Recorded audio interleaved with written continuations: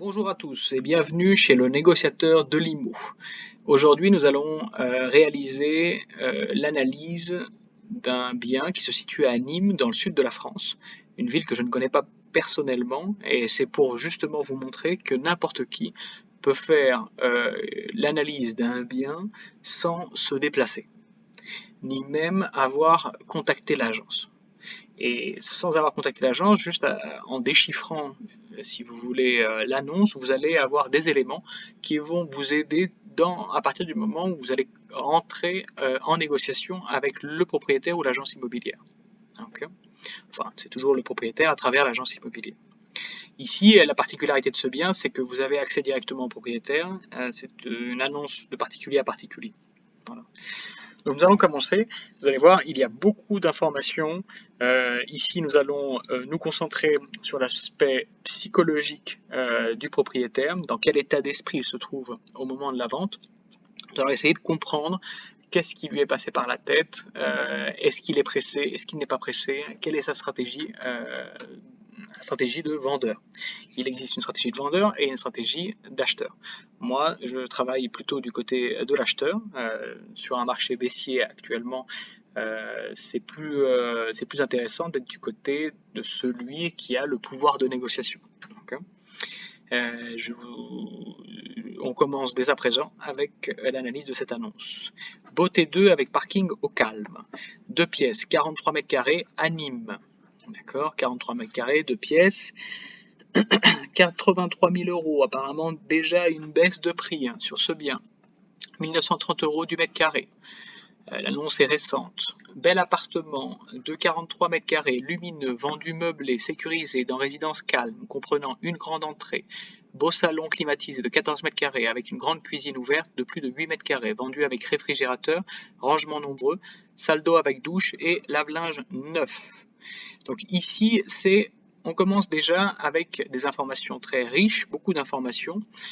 C'est vendu meublé. C'est vendu meublé, mais vous n'avez pas l'obligation d'accepter ces meubles. Vous n'avez pas l'obligation d'accepter ces équipements électroménagers. Vous pouvez très bien dire, je viens avec mes propres équipements électroménagers. Dans ce cas-là, le propriétaire sera forcé d'accepter que cela fera partie de la négociation et de la baisse de prix. D'accord ? Pourquoi? Parce que beaucoup d'équipements électroménagers sont déjà vétustes, c'est-à-dire qu'ils vont consommer trop d'électricité. Et là, je vous le rappelle, nous sommes dans une phase très importante où la consommation d'énergie est centrale dans la valeur d'un bien. Alors, ça c'est la première information. La deuxième information, apparemment, il insiste bien sur le fait que ça soit sécurisé. Donc, renseignez-vous bien sur la ville de Nîmes, cherchez par quartier, on va trouver le bien sur Google Maps, on va regarder le quartier, si ça paraît, on va dire dangereux, moyennement dangereux, populaire, s'il y a par exemple la police proche, le centre-ville proche, des grands artères. C'est très important d'analyser toutes ces questions. On continue. Chambre de 10 mètres carrés avec son balcon et son dressing. Les WC sont séparés et neufs. Alors, apparemment, il insiste sur le fait que tout est plus ou moins neuf.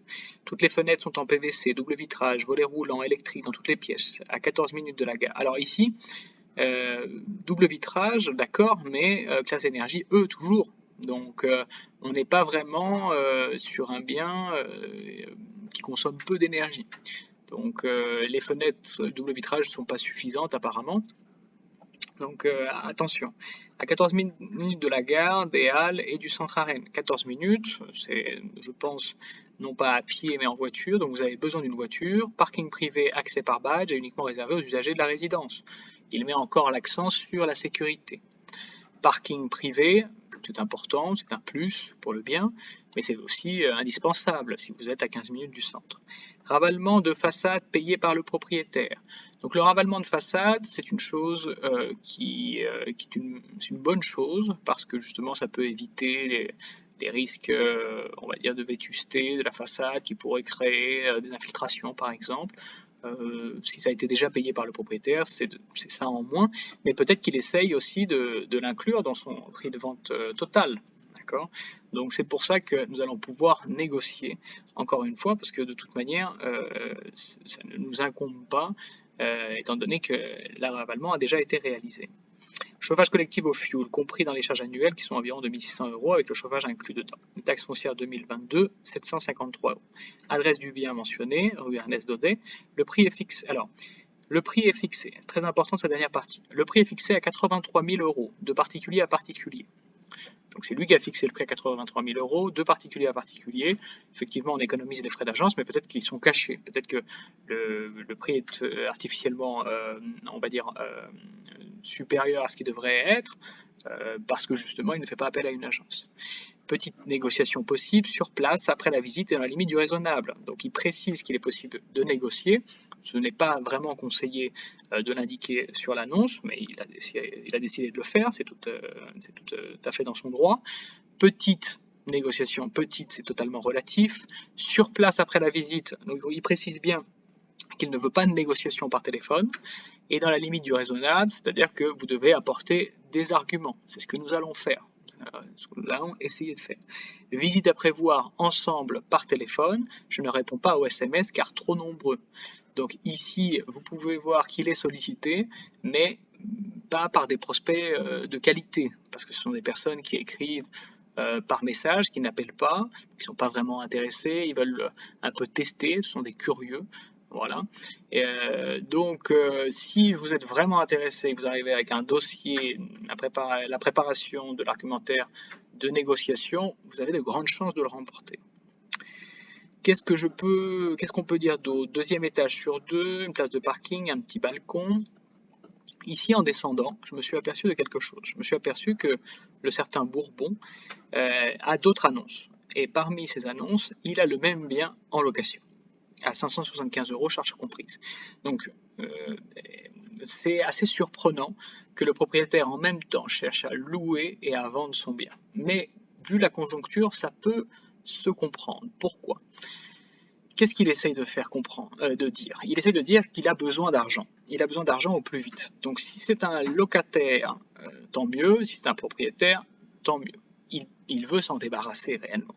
Mais il cherche un locataire en location meublée, donc 1 an, et en même temps, il essaiera de continuer à vendre son bien. Donc c'est pas très intéressant pour un locataire, et il se tire une balle dans le pied en faisant ça. Ça montre qu'il est pressé, ça montre qu'il va au plus vite, qu'il essaye de diversifier ses sources de revenus avec le même bien, et donc par rapport à l'image du bien, c'est pas très positif. C'est pas très positif, mais voilà, apprenez de par votre curiosité à chercher, à fouiner, à enquêter quelle est réellement la volonté du propriétaire. Il veut louer, il veut vendre, il est motivé, il n'est pas motivé. Donc c'est aussi parfois, on va dire, une technique pour dire écoutez, moi j'ai tout mon temps. Sauf que louer actuellement, c'est devenu très difficile.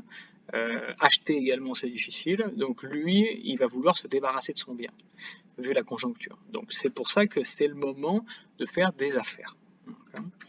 Donc voilà, je ne resterai pas plus longtemps. Je vous montre quelques images. Ici, nous avons donc le chauffage au fioul, une décoration. Je pense qu'il faut le rafraîchir, hein. Il y a une peinture à faire. On est dans les années 90. Bon, c'est pas c'est pas très moderne, hein. Donc voilà, la chambre, la salle de bain, neuve. Bon, c'est pas parce qu'elle est en bon état qu'elle est neuve, hein. Ici, on voit la machine à laver, qui paraît pas neuve. Je sais pas pourquoi il est ainsi sur le neuf. Donc la problématique des propriétaires, c'est qu'ils ont tendance à surévaluer la valeur de leurs biens. C'est pour ça que vous devez leur parler d'adulte à adulte avec des arguments, on va dire, objectifs, des valeurs, du concret.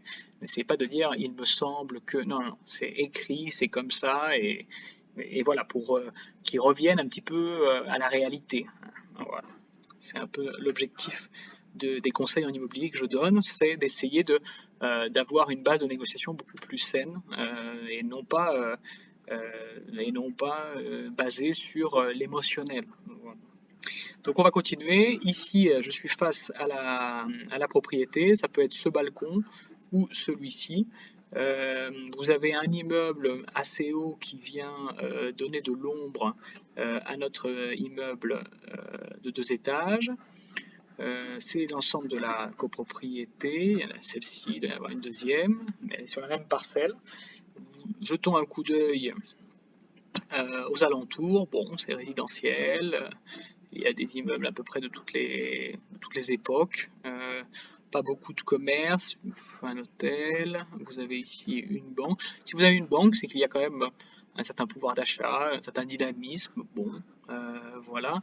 Beaucoup de voitures, donc on a conscience qu'on n'est pas tout près du centre-ville, qu'on a besoin de la voiture.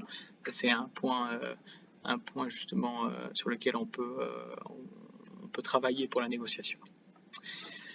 Voici maintenant Yanport qui est mon outil principal pour réaliser des estimations. Ici vous avez la fiche du bien. Il est situé, on peut le trouver sur leboncoin.fr seulement. Quelle information on a sur ce bien en plus? L'historique. Alors, l'historique ici, ça m'a vraiment surpris, c'est-à-dire que nous avons le 20 juillet 2023, il y a 3 jours, la mise en vente, la publication du bien. Le 20 juillet, il est publié donc à 84 000 €. Et le 21, un jour après, il baisse d'1%, il est à 83 000 €. Donc je pense que c'est une technique de la part une tactique de la part du propriétaire pour que son bien apparaisse comme un bien en baisse. Mais en réalité, pourquoi? En réalité, il n'est pas vraiment en baisse, c'est seulement une différence de 1 000 €. Donc attention à ce type de tactique. Donc vous avez affaire à un propriétaire avec certaines manies. Donc vous devez lui dire, écoutez, maintenant tout est accessible sur Internet, n'essayez pas de cacher quoi que ce soit. D'accord ? Vous pouvez également ne pas donner dévoiler l'intégralité de vos cartes et aller à tâtons en posant des questions pour savoir le vrai du faux. C'est chacun sa technique. Fiche du bien pour réaliser l'estimation. Donc j'ai une estimation à 76 627, une estimation médiane, 1782 € du mètre carré, contrairement à 83 000 € ici, 1930 € du mètre carré, un peu plus basse, légèrement basse, pas une grande différence. Des impacts négatifs sur le prix, l'état du bien, la construction, le DPE, la terrasse, voilà, qui font opérer une décote. Voilà. Ensuite, bien similaire, je n'en ai pas trouvé. On peut passer à une deuxième estimation sur seloger.fr, évaluer le bien à 77 800, 1810 € du mètre carré, qui rejoint un peu donc l'estimation de Yanport, un peu plus basse que le prix demandé. Et enfin, j'ai voulu travailler donc sur un tableau d'Excel qui est maintenant visible, parce que je pense que celui de l'analyse antérieure ne l'est pas. Vous avez donc Yanport, se loger 1782, 1810 € du mètre carré. Ça fait un prix au mètre carré estimé moyen de 1796. Offre d'achat max que je vous conseille 77 228. Vous pouvez aller à 75 000 aussi, hein, parce que ça c'est le prix auquel on veut acheter. Donc si vous proposez 77, il va dire 79. Non, on n'est pas là pour vendre des tapis. Dites directement 75, même 70, voir sa réaction. Vous pouvez le faire, bien sûr. Vous êtes dans votre droit. La baisse demandée est de 7,47%. Bon, c'est relatif dans un marché baissier. Ça dépend, encore une fois, de l'urgence pour le propriétaire de vendre. Voilà, c'était l'analyse d'un bien immobilier à Nîmes, réalisée par moi-même, le négociateur de l'IMO. Si vous avez des questions, n'hésitez pas par message privé, je vous répondrai avec grand plaisir. Je vous dis à la prochaine analyse. Portez-vous bien. Au revoir.